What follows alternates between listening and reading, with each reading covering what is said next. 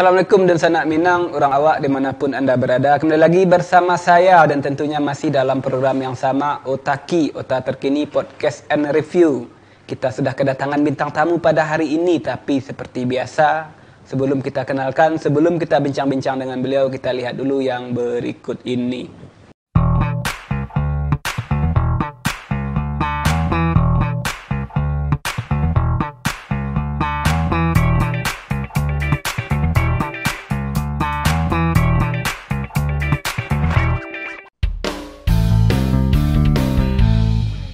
Pemirsa Otaki, langsung saja kita kenalkan bintang tamu kita pada hari ini yang alhamdulillah beliau sudah bersedia duduk di depan saya.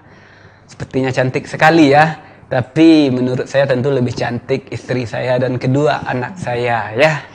Kalau tidak, saya tidak boleh lagi tinggal di rumah mertua yang numpang. Oke, boleh Ibu ya dibuka aja maskernya, nggak apa-apa.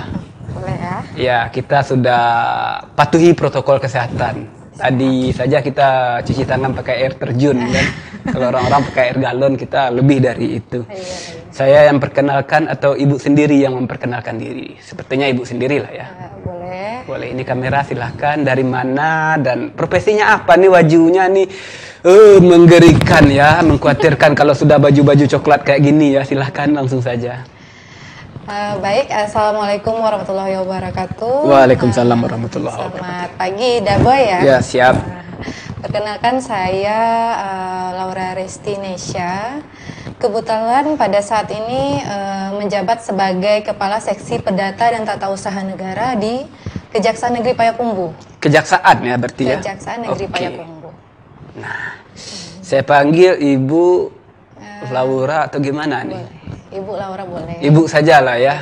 Saya menghormati gezahnya jaksa ini, menakutkan, menggerikan kata orang-orang sih. Tapi gitu ya? Apakah seperti itu ya? Kita bahas saja sedikit dulu ya.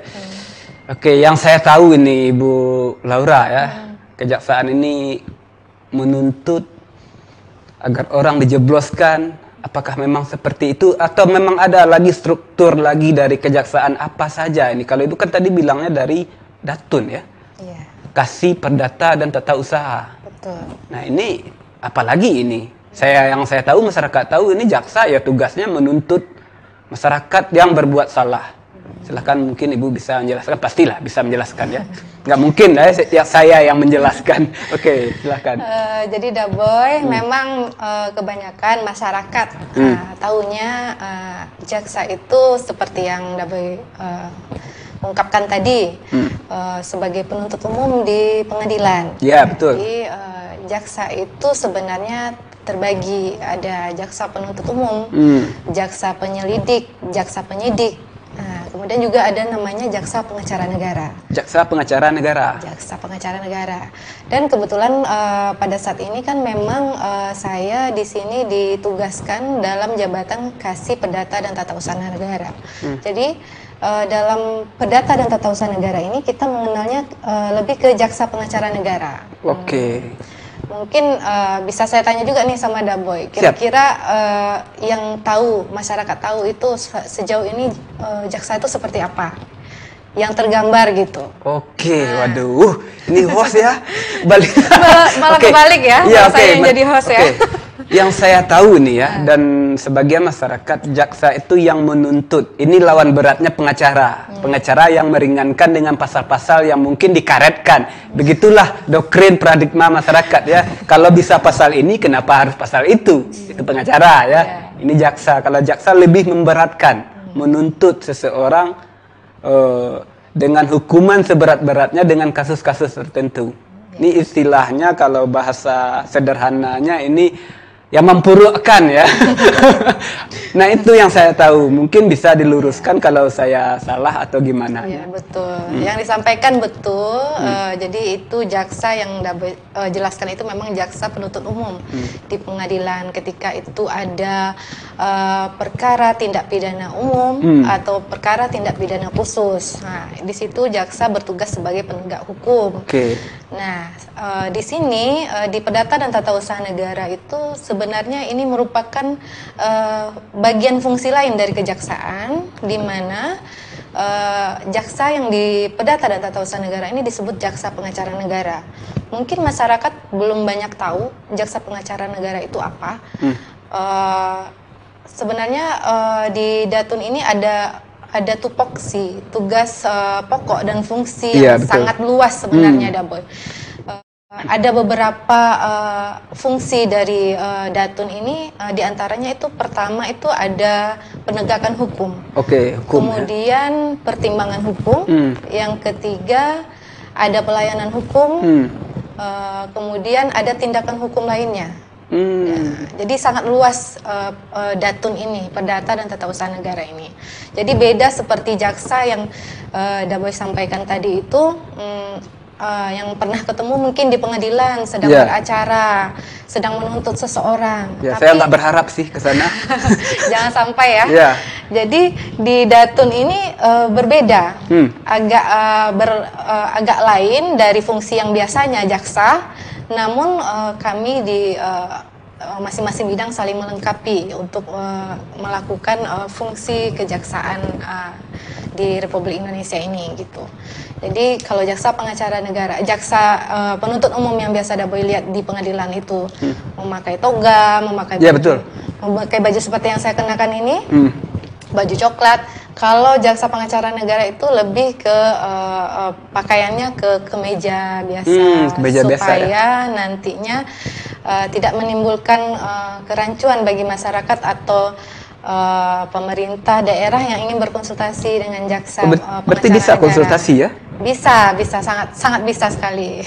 Oh gitu ya, nggak langsung eksekusi ya, bisa konsultasi ya? Memang bisa konsultasi dengan jaksa pengacara negara. Jadi Datun ini saya ingat kerjanya Bawaslu ini bagian pengawasan ya sebenarnya ya. Sebenarnya ini meluruskan dulu ya sebelum terjadi kejadian seperti itu ya. Kan konsultasi dulu ya. Jadi supaya tidak terjadi permasalahan hukum, sebelumnya lebih baik menggunakan jasa pengacara negara untuk berkonsultasi hukum agar tidak terjadi hal-hal yang tidak diinginkan. Jadi nggak sia-sia dulu saya kerja di Bawaslu ya, bisa juga ngerti hampir-hampir sama ya. Sebelum terjadi lakukan dulu pengawasan preventif kayak gitu ya. Aduh, udah mulai agak cerdas saya ini. Tapi beda loh Bu Laura, di negara Kongo sana ada juga sih dinas-dinas nggak ada pengawasan preventifnya, nggak ada sosialisasinya, langsung eksekusi. Wah, ini jadi bahan. Tapi bukan di sini ya? Bukan, di Indonesia mah nggak pernah terjadi seperti itu ya. Oke, Bu Laura, tugas fungsi wewenangnya sebenarnya apa saja nih? Apa saja di kasus Perdata ini yang bisa diangkat? Kan yang saya tahu nih pembunuhan, pemerkosaan, maaf ya, maling segala macam ini di kasus Perdata atau di mana ini sebenarnya? Kalau untuk masalah pembunuhan atau penganiayaan dan segala macamnya itu khususnya lebih ke bidang tindak pidana umum. Oh, pidana ya? Jadi Kejaksaan Negeri khususnya Kejaksaan Negeri Payakumbuh itu dikepalai oleh seorang kepala Kejaksaan Negeri. Kajari ya? Kajari. Kemudian di bawah Kajari ada 6 bidang. Oh, ada 6 bidang lagi. Nah, jadi yang pertama bidang tindak pidana khusus, yaitu untuk permasalahan hukum seperti tindak pidana korupsi dan sebagainya. Kemudian ada bidang intelijen, bidang tindak pidana umum seperti yang disampaikan tadi. Kemudian ada juga bidang pembinaan di kantor kami, gitu kan. Kemudian termasuk bidang Perdata dan Tata Usaha Negara ini. Datun ya? Ya, dan terakhir bidang barang bukti. Oh, jadi BB. Barang bukti. Jadi masing-masing bidang itu dikepalai oleh kasih-kasih. Ada kepala seksinya. Nah, ini saya kebetulan di Perdata dan Tata Usaha Negara. Jadi untuk tugas dan fungsinya udah jelas berbeda. Jelas berbeda. Jelas berbeda. Seperti yang disampaikan di awal tadi, ada pertimbangan hukum, ada penegakan hukum, ada pelayanan hukum dan tindakan hukum lainnya. Nah, contoh kasus Perdata ini apa saja yang bisa dikonsultasikan kepada Ibu Laura ini? Misalnya, kalau saya ternyata di rumah ayam saya dimaling oleh tetangga. Ya. Ini bisa nggak saya konsultasi, harus dibawa kemana ini? Apakah digampar aja tetangga atau ada cara lainnya ini? Baik, kalau bicara konsultasi berarti kita ke fungsi pelayanan hukum. Oh, fungsi pelayanan hukum. Fungsi pelayanan hukum di bidang perdata dan tata usaha negara ini diperuntukkan untuk semua aspek masyarakat boleh untuk berkonsultasi dengan Datun. Pemerintah daerah boleh, BUMN, BUMD, siapa saja boleh berkonsultasi di pelayanan hukum kami. Iya, siap. Kemudian jika ada masyarakat ingin berkonsultasi, batas-batas permasalahan apa yang bisa dikonsultasikan dengan Datun, untuk ruang lingkupnya memang dipersempit menjadi perdata dan tata usaha negara saja. Jadi kalau Daboy datang ke pelayanan hukum mau nanyakan ayam saya dimaling atau saya dipukul oleh orang seperti itu, ya kami menerima dan mengarahkan untuk ke bidang diarahkan ya. Ke bidang tindak pidana umum kalau itu untuk bertanya masalah itu. Nah, kalau perdata? Kalau perdata dan tata usaha negara itu khusus aspek-aspek keperdataan masyarakat. Misalnya mempertanyakan masalah hak waris, warisan, masalah mengangkat anak, wali, adopsi, perwalian, kemudian yang menyangkut aspek-aspek keperdataan masyarakat gitu, bisa dikonsultasikan dengan kita.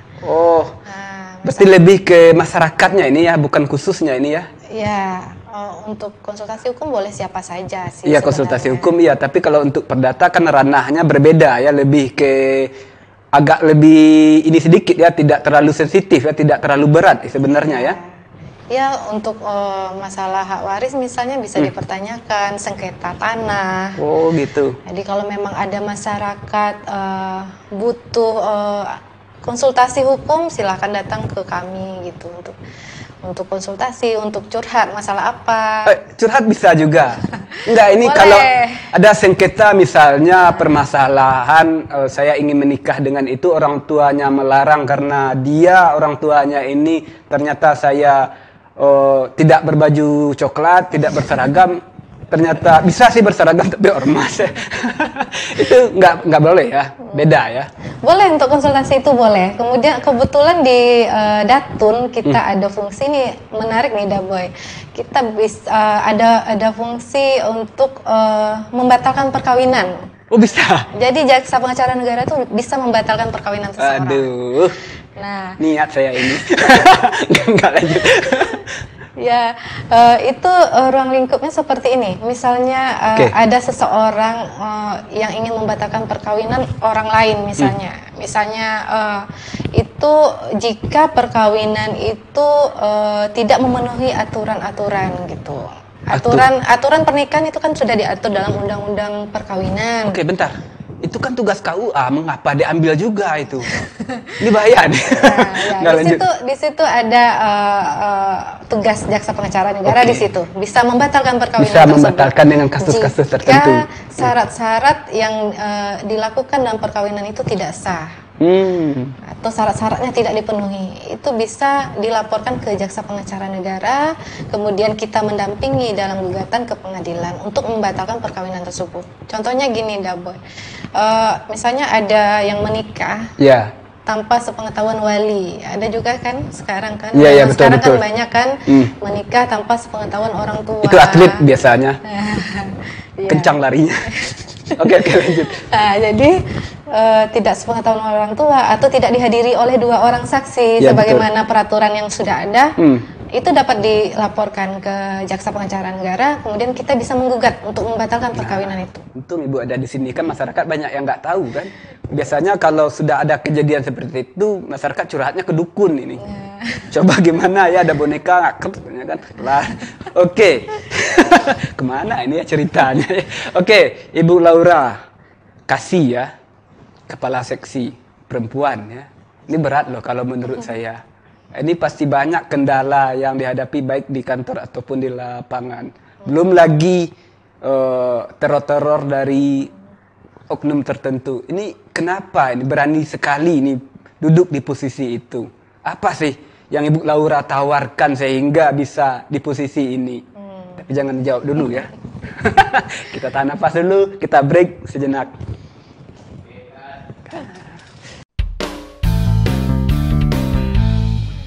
Oke, pemirsa Otaki, kembali lagi bersama saya dan tentunya masih dengan bintang tamu yang sama. Alhamdulillah, Ibu Laura masih bersedia duduk di depan saya ya. Saya yang grogi sebenarnya ini berhadapan dengan seorang ibu muda. Sudah menikah, Ibu ya? Sudah. Alhamdulillah. Sorry produser Chandra.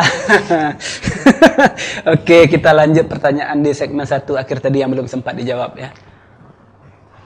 Menjadi kasih di kejaksaan di bidang datun ini ya, seorang perempuan, biasanya yang tugas-tugas berat ini kan diemban oleh laki-laki.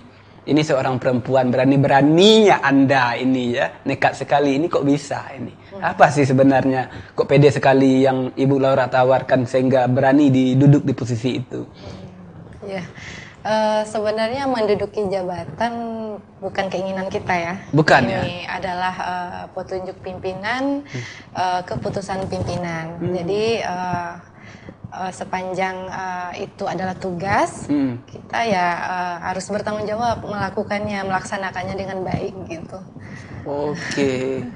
Sama suami ini nggak menjadi permasalahan? Apalagi posisi seperti ini rawan teror loh. Iya, mungkin iya kalau di Datun sendiri mungkin tantangan yang pernah saya alami itu Daboy mungkin ketika kita berada di tengah-tengah antara masyarakat dan pemerintah daerah misalnya gitu. Oke. Ketika ada sengketa ataupun permasalahan hukum antara pemerintah daerah dan masyarakat, itu kita menjalankan fungsi kita yaitu tindakan hukum lainnya seperti sebagai fasilitator, kemudian mediator, bagaimana caranya supaya antara pemerintah daerah dan masyarakat itu mendapatkan satu solusi yang kita tawarkan dari jaksa pengacara negara. Di sini saya tidak sendiri karena ada tim jaksa pengacara negara Kejaksaan Negeri Payakumbuh yang mendampingi saya untuk menyelesaikan masalah-masalah seperti itu. Nah, ada tantangan di sana di mana kita harus berada di tengah-tengah, tetap netral antara masyarakat dan pemerintah daerah agar tidak dianggap sebagai memihak ke salah satu pihak. Nah itu ya yang berat sebenarnya ya. Beratnya di situ. Tapi kita cari solusi di mana masyarakat mendapatkan keadilan, kemudian pemerintah daerah juga tidak dirugikan begitu. Itu tugas kami yang paling berat kalau menurut saya. Gitu. Terlihat netral itu yang susah sebenarnya ya. Terlihat netral. Iya. Kita kan manusia ya, bersosialisasi ya. Nanti jangan-jangan digoreng lagi kan kita padahal dengan urusan lain kan itu ya. Apalagi sebutan kita jaksa pengacara negara, berarti pengacaranya negara, pengacaranya pemerintah, ya kan? Jadi masyarakat kan melihatnya dari situ. Oh, berarti berpihaknya ke pemerintah. Iya. Ini dibayar pemerintah. Dibayar pemerintah. Dibayar oleh Pak Burhanuddin ini kayaknya. Jaksa Agung kemana lagi? Padahal sebenarnya tidak seperti itu. Ada fungsi kita yang kita tuh harus berada di tengah-tengah. Memang kita ini pengacara negara, pengacara pemerintah ketika kita di fungsi lain. Seperti yang saya sampaikan tadi di awal, ada pertimbangan hukum. Itu kita diwajibkan untuk mendampingi pemerintah daerah, BUMN, BUMD dalam melaksanakan kegiatan-kegiatan. Misalnya ada proyek pembangunan kota, pembangunan fisik. Kemudian pemohon dari pemerintah daerah itu meminta kita untuk mendampingi kegiatan itu sepanjang kegiatan berlangsung. Fungsinya apa? Supaya kita bisa memberitahu dan mengarahkan mereka bagaimana sebaiknya dalam berkegiatan itu. Itu untuk meminimalisir risiko penyelewengan hukum di awal. Berarti pemerintah ini sering beresiko dihukum kayaknya ya? Sangat sekali. Sangat beresiko. Untuk itu mungkin ada baiknya untuk menggunakan jasa pengacara negara. Kalau untuk dari segi pemerintah bisa juga menggunakan jasa pengacara negara untuk mengarahkan bagaimana sebaiknya kita dalam berkegiatan agar tidak menimbulkan risiko-risiko hukum tadi gitu. Nah ini ya. berat ini ya sebenarnya ya. Oke, Ibu Laura dari Padang ya? Bukan dari Payakumbuh asli ya? Asli Padang. Asli Padang. Jauh-jauh dari Padang ke sini gimana ini? Banyak kendala nggak dengan struktural masyarakat di kota Payakumbuh ini? Tapi bentar ya, untung dari Padang ini ya. Jadi nggak bisa PDKT orang Payakumbuh kalau bermasalah hukum ya sudah. Laksanakan hukum. Nggak ada PDKT, oh sama-sama orang Payakumbuh ini bisa, nggak bisa seperti itu ya. Berarti memang kalau dari luar ya, kebanyakan ini kenapa ya?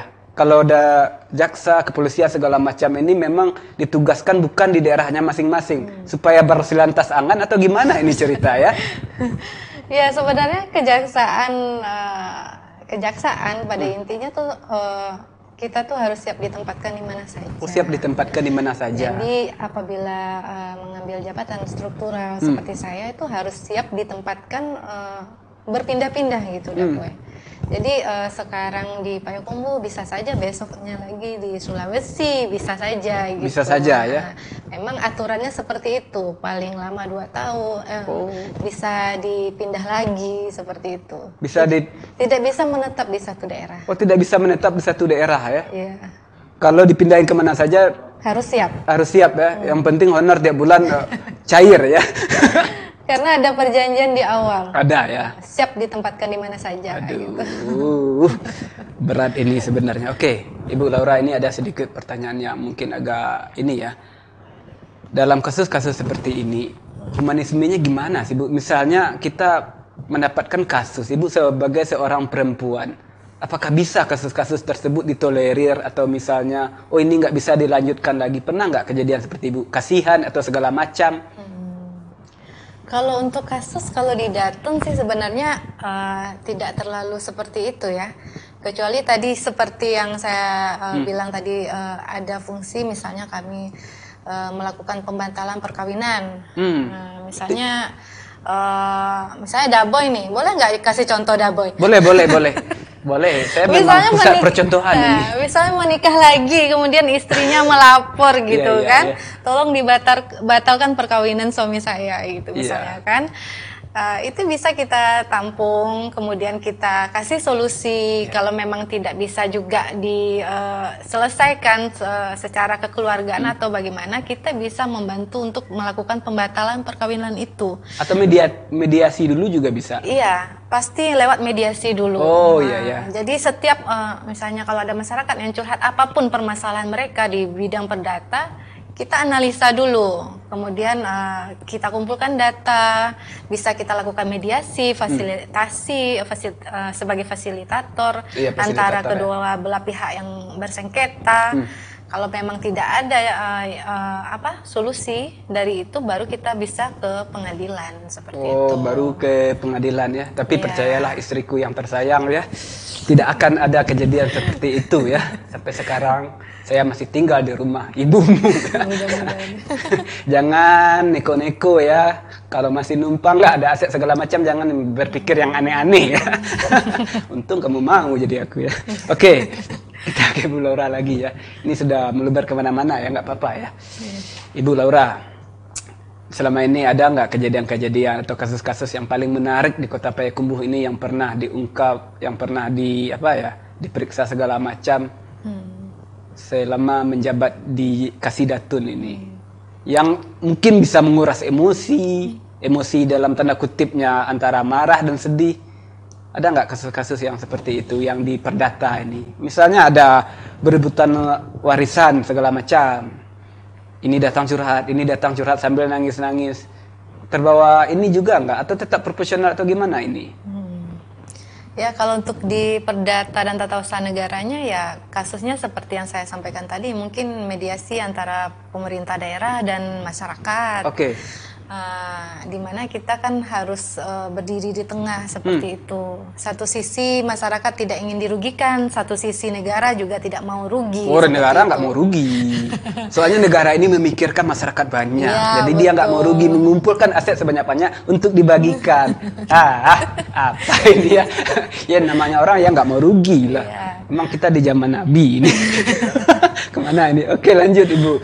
Jadi tetap ya berjalan sesuai dengan kode etik, dengan aturan yang ada. Berjalan sesuai dengan aturan yang ada dan kita harus profesional di situ. Oke. Nah, selama ini yang saya tahu ini, masyarakat tahu, jarang loh orang-orang yang konsultasi ke kejaksaan. Saya yang nggak tahu atau gimana ini, kurang sosialisasi atau gimana ini kejaksaan? Apa nggak ada RAB dari Bapak Burhanuddin ini untuk tolong dong kejaksaan ini turun ke masyarakat, ke KWT misalnya, ke kelompok wanita tani. Kan yang wanita tani yang sering bermasalah dengan suami dengan warisan segala macam. Berikan sosialisasi kepada mereka. Ini gimana sosialisasi Dato atau kejaksaan ini sudah dipublikasikan ke masyarakat seperti apa saja ini? Sebenarnya sosialisasi, khusus untuk sosialisasi mungkin ada di bidang intelijen ya. Intelijen ya. Bidang intelijen secara berkala itu sudah melakukan sosialisasi, masuk ke daerah, masuk ke sekolah-sekolah untuk menginformasikan ke masyarakat, ke murid-murid seperti itu, bagaimana bahaya suatu tindak pidana, begitu sebenarnya sudah dilaksanakan. Sudah dilaksanakan. Ya, mungkin Dabo yang nggak tahu mungkin. Oh, saya nggak tahu ya. Atau mungkin ini kurang pencitraan ini kejaksaan kayaknya. Biasanya kalau untuk sosialisasi itu kan harus banyak pencitraan. Kalau perlu undang wartawan rame-rame, selfie di mana-mana ya. Tapi kejaksaan nggak seperti itu ya. Belum mungkin ya, belum, karena mungkin kedepannya kita mungkin bikin program yang memang dilakukan secara berkelanjutan sepertinya. Secara humanis, secara santai, elegan, kayak gitu lah ya. Komedi juga bisa. Bisa. Iya, jangan terlalu kaku-kaku lah. Iya. Ini saya ya yang berpikir seperti saya seudon terus orangnya masalahnya. Enggak, ya sampai sekarang kan saya nggak begitu melihat peran kejaksaan untuk melakukan sosialisasi secara barbar gitu ya, secara luas gitu ya. Ternyata sudah ya, pencitraan yang kurang ya. Beda dengan teman saya, apalagi tahun 2024 sudah dekat nih, bawa lagi nyangkul lah foto ini segala foto. Enggak seperti itu kejaksaannya, sesuai ini ya. Kalau kita lebih menonjolkan kinerja saja, Dabo. Iya, kinerja, hati-hati ya nanti pejabatnya. juga kelihatan sama masyarakat kalau memang kita bekerja dengan baik gitu. Tuh, kejaksaan itu lebih menampilkan kinerja ya. Hati-hati yang mau berniat untuk tahun 2024. Kalau niat Anda ini aneh-aneh, siap-siap aja Anda datang ke kejaksaan ya. Atau ambil secara paksa ya. Oke, Ibu Laura. Ini ada juga request pertanyaan dari teman-teman ya.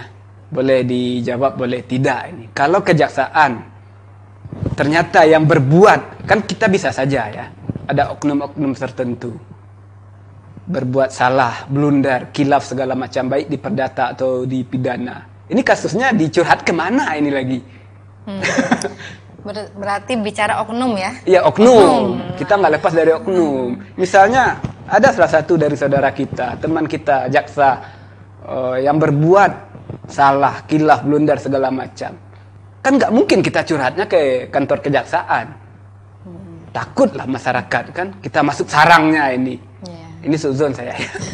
Ini kemana kita harus curhat ini? Harus kita sampaikan, jangan jawab dulu ya. Kita break sejenak. Oke, pemirsa Otaki, kembali lagi bersama saya dan tentunya masih dengan bintang tamu yang sama. Alhamdulillah, ini bintang tamu yang ke-156. Waduh, keren sekali Otaki ini ya, udah hampir 1 tahun. Ini jarang-jarang loh dari kejaksaan yang hadir, tapi alhamdulillah sekarang Kejaksaan Negeri Payakumbuh sudah membuka diri ya untuk media ya. Sebenarnya dari dulu sih, tapi baru kesampaian sekarang ya. Tepuk tangan dulu lah untuk kejaksaan dimanapun Anda berada ya. Tetap berjalan bertugas dengan tugasnya masing-masing ya. Dan kepada masyarakat, kalau mau curhat segala macam ya, bedakan ini kejaksaan, ini hakim, ini polisi ya. Jangan dicampur aduk ya, pusing nanti mereka ya. Oke, Bu Laura, pertanyaan segmen 2 akhir tadi ya, yang belum sempat dijawab. Ini andai ini, mudah-mudahan tidak terjadi ya. Kita berharap juga tidak terjadi ya. Seandainya jaksa segala macam struktur di sana yang berbuat salah, kami masyarakat curhat kemana ini? Kalau ke sarangnya nggak mungkin ya. Harus kemana kami laporkan? Jadi di kejaksaan itu ada fungsi pengawasan. Ada ya? Fungsi pengawasan untuk mengawasi yang dilakukan oleh jaksa-jaksa di daerah. Salah satunya yaitu fungsi pengawasan di Kejaksaan Tinggi. Jadi masing-masing wilayah hukum itu ada Kejaksaan Tinggi di mana dibawahi oleh bidang pengawasan. Bidang pengawasan. Jadi seperti yang disampaikan tadi, jika terjadi ada oknum ya, ini disebut oknum, melakukan kesalahan atau menyalahgunakan kewenangan seperti itu ya, masyarakat bisa melaporkan langsung ke asisten pengawasan di Kejaksaan Tinggi. Kalau di sini Kejaksaan Tinggi Sumbar, yaitu alamatnya di Padang. Berarti nggak kebal hukum juga jaksa ini ya? Oh, tidak lah. Tidak ya. Kita kan sama di mata hukum. Jadi siapapun yang bersalah itu pasti kebal ya. Ingat masyarakat jangan anggap jaksa itu kebal hukum. Kasus contohnya Pinangki aja sudah dijebloskan ya. Itu ya menurut saya ya. Berarti nggak ada kebal hukum walaupun siapapun itu dinas apapun ya. Oke, Ibu Laura, berarti jelas ya, ada pengawasannya di sana. Nah, tadi di review saya lihat ada Bapak Wali Kota memberikan apresiasi. Itu maksudnya gimana?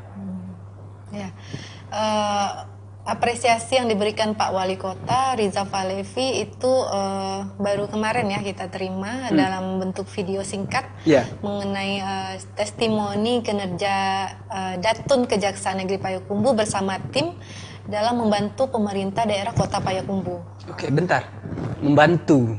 Datun ya, Datun membantu. Berarti sudah menjalankan banyak program-program yang untuk pemerintah. Ini contohnya apa saja nih? Sehingga sebegitu kerennya Bapak Wali Kota memberikan apresiasi. Apa saja sih program-program yang sudah diberikan untuk pemerintah kota? Jadi seperti fungsi dan layanan yang kami telah uraikan tadi sebelum ini, pemerintah daerah Kota Payakumbuh memang bekerja sama dengan kita dalam memecahkan permasalahan-permasalahan hukum yang mereka terima gitu. Misalnya mereka hadapi seperti itu, seperti yang ketika ada sengketa bersama masyarakat, kita melakukan namanya bantuan hukum non litigasi. Maksudnya? Bantuan hukum non litigasi itu adalah bantuan hukum tidak dibayar gitu? Ya, bukan. Bantuan hukum itu ada litigasi dan non litigasi. Kalau litigasi itu adalah di dalam peradilan, pengadilan. Sementara non litigasi di luar pengadilan, seperti melakukan mediasi sebagai fasilitator. Kita bertindak jasa pengacara di situ, membantu pemerintah daerah yang sebelumnya kita sudah menyepakati kerjasama itu dalam sebuah surat perjanjian kerjasama. Ada MOU MOU dengan pemerintah daerah.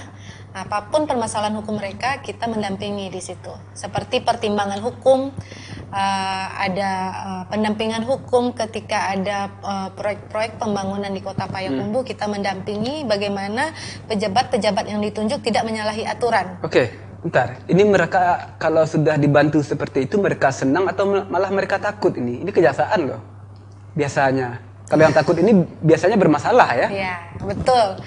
Sebenarnya ya nggak harus takut, karena ini adalah petunjuk supaya kita terhindar dari hal-hal yang tidak diinginkan, terhindar dari tindak pidana korupsi seperti itu. Jadi dalam berkegiatan agar merasa aman melakukan kegiatan, tidak salah langkah, mereka bisa berkonsultasi dengan jaksa pengacara negara. Berarti selama ini di Kota Payakumbuh biasa-biasa saja ya, mereka malah merasa terbantu ya? Malah memohonkan kepada kami karena karena pertimbangan hukum itu dimulai dengan permohonan dari pemerintah daerah. Bersurat, kemudian kami balas bersurat dan kami dampingi sepanjang kegiatan. Beda dengan pemerintah kota di Korea Utara. Mereka malah kalau berurusan membuat sesuatu proyek segala macam nggak mau berurusan dengan kejaksaan. Ujung-ujungnya karena kurang sosialisasi, kurang pendekatan, kurang bertanya-tanya, dicokok sama KPK di Korea Utara sana ya. Ini pentingnya ya, itu dia ya. Sebelum itu terjadi, yang perdata dulu lah, jangan sampai pidana ini ya, kita bahaya ini. Harusnya kami masyarakat ini curhat kemana aja, posko-posko apa saja selain dari datang ke kantor Kejari ini, kemana saja kami, ke IG bisa ini curhat, DM segala macam.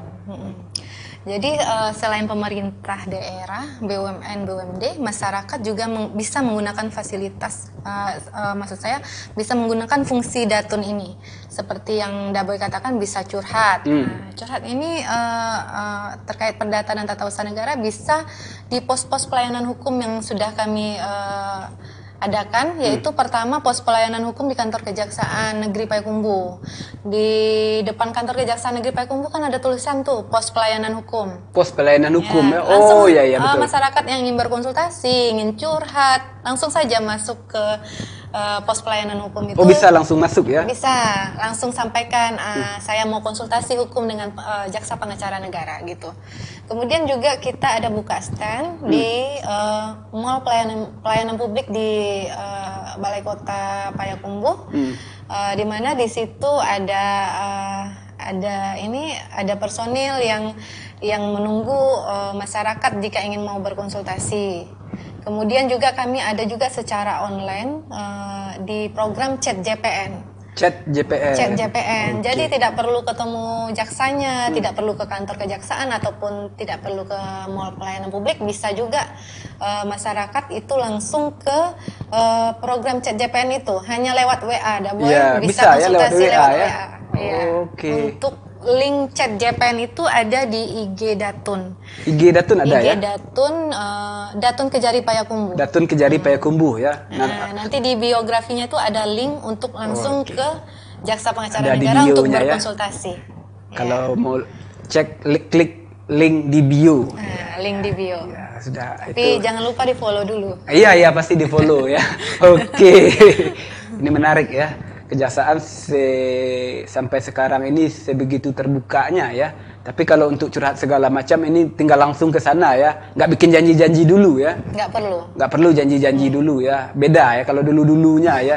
Di kejaksaan mana tuh ya, janjinya jam 10 nanti jam 12. Jam 12 sudah telepon lagi jam 3. Akhirnya 5 tahun lagi baru ya, sudah ganti presiden baru ini janji kesampaian. Sekarang reformasi ya, beda. Oke. Ibu Laura, ini terima kasih sudah hadir di sini ya. Masih ada yang ingin disampaikan nggak?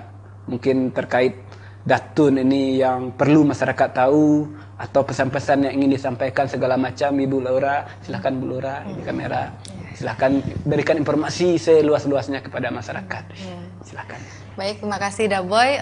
Di sini dalam kesempatan ini saya menyampaikan kepada masyarakat Kota Payakumbuh dan Kabupaten 50 kota bisa memanfaatkan layanan kami, yaitu pos pelayanan hukum di kantor Kejaksaan Negeri Payakumbuh, kemudian di Mall Pelayanan Publik Kota Payakumbuh untuk berkonsultasi masalah hukum terkait perdata dan tata usaha negara.